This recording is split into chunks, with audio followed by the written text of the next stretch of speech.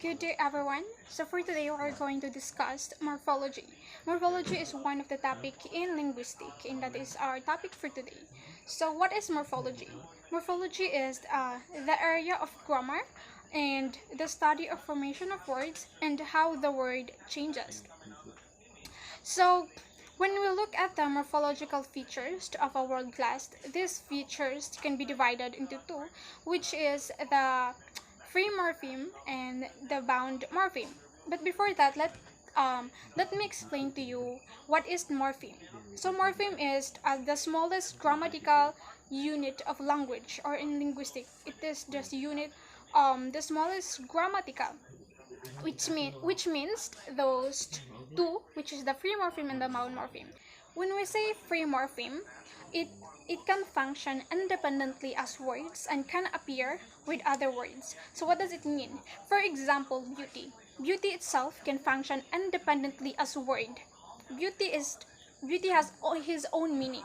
But if we are going to add full in beauty plus full, so equals beautiful. Beautiful itself na in these terms, it has another meaning.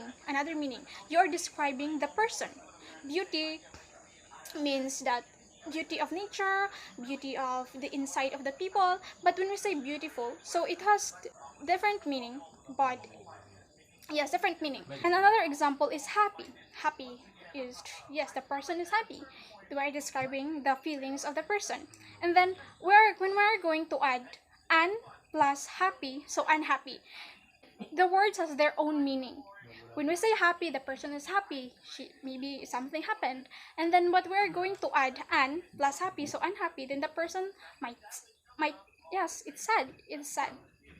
So the word itself changed every time we were going to add something about the words.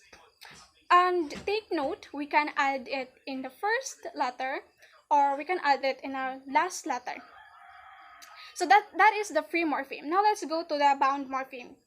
When we say bound morpheme, it appears only as parts of the words. So what does it mean? For example, class. Class itself is a free morpheme. It's because it can stand alone.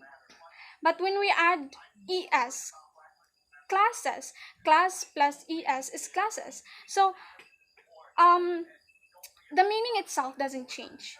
And other example is friend. Then we will add es. Friend plus es equals friends. It has the same meaning. It has the same meaning. They're friends, we are friends, or something like that. So that is the difference between free morpheme and the bound morpheme.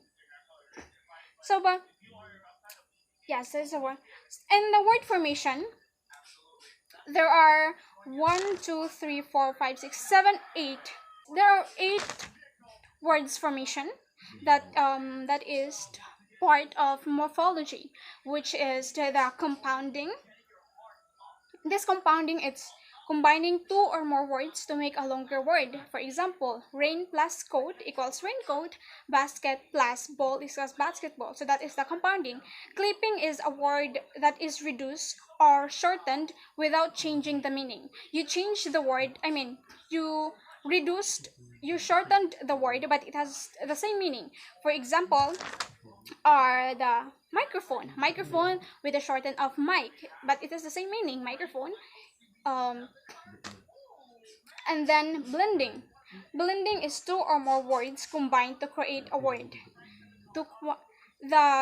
This word in the other word is combined to create a new word. So for example of this is the camera plus recorder equals camcorder, or the emotion plus icon equals emoticon. So it has this different words, but when you combine it together, it has new words are make.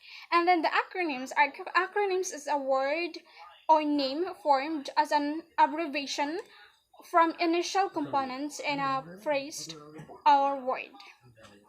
And then the eponyms, a new word is formed from the name of real fictitious person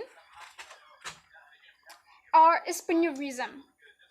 For example, is murmur. Murmur is the it's surname of a person, and then mesmerizing. So that is the example. And then borrowing, for example, the words that are borrowed from different countries or from different regions. And then derivation, to create a new word. I already explained it. What is the derivation? And then the last, and then no, back formation, an actual or supposed variation affects detaches from the base to form a word. For example, automate, automation, babysit, babysitter.